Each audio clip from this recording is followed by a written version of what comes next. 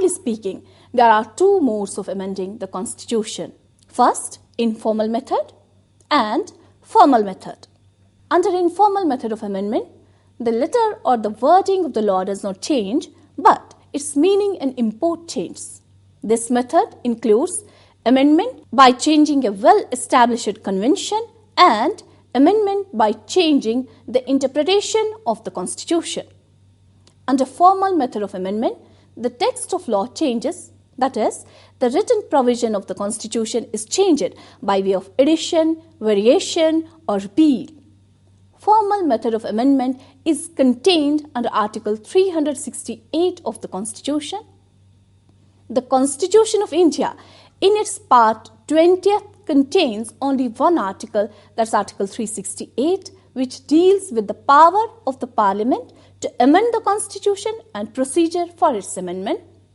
Under this article, Parliament may, in exercise of its constitutional power, amend by way of addition, variation, or repeal any provision of the Constitution in accordance with the procedure laid down in this article. An amendment may be initiated only by the introduction of a bill for this purpose in either house of the Parliament, that is, either Lok Sabha or Rajya Sabha.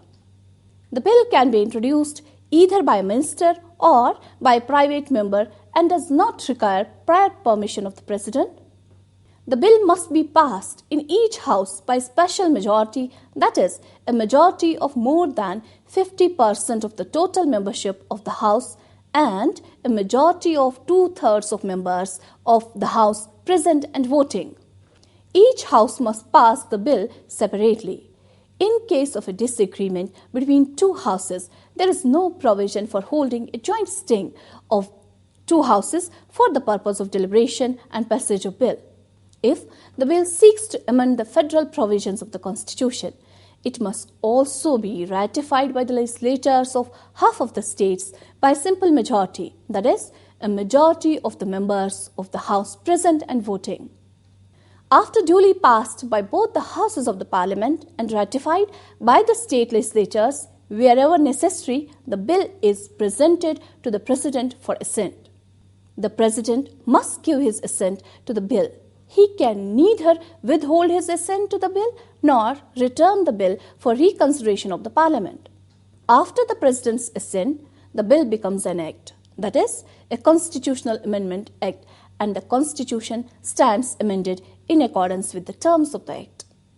Article 368 provides for two types of amendments, that is, by a special majority of Parliament and also through the ratification of half of the states by a simple majority. However, along with it, the Union Parliament has been vested with the power to change some specified articles of the Constitution through the exercise of its law-making powers by a simple majority of Parliament, that is, a majority of the members of each House present and voting, similar to that of ordinary legislative process. Further, there are two articles of the Constitution, Article 249 and 312, by virtue of which the Council of States can effect changes by passing resolutions supported by 2/3 majority of the members present and voting. But the Constitution itself declares that the changes thus made shall not be deemed as amendment of the Constitution.